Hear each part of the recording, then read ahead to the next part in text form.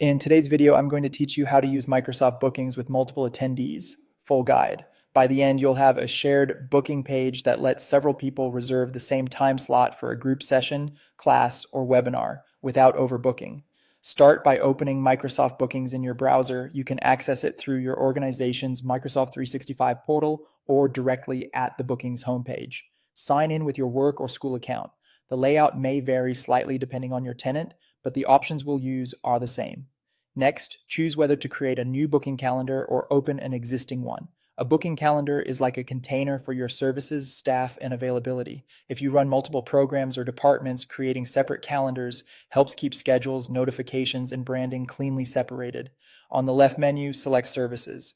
A service is the actual thing your attendees book. Think weekly training and that an onboarding session or group consultation. This is where you'll configure the session details that allow multiple attendees to register for the same slot.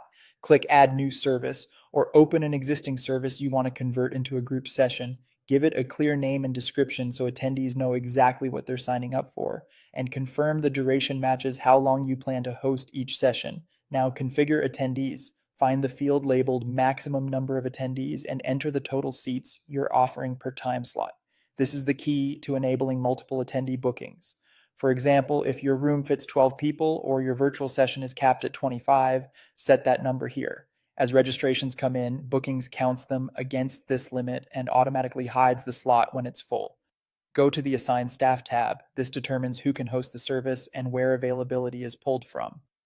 Bookings checks each selected person's Outlook calendar when showing open times, so only slots your hosts can actually support will appear. Select the staff members who will host the session. If more than one person can run it, include them all. If the session will always be run by a particular host, keep the selection narrow to avoid conflicts. Make sure each selected staff member has accurate working hours and calendar permissions in your organization.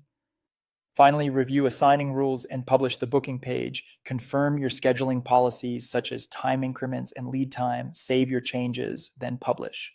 Copy the shareable booking link and test it in a private browser. You should see your service, available time slots, and the ability for multiple attendees to reserve the same session until the capacity is reached.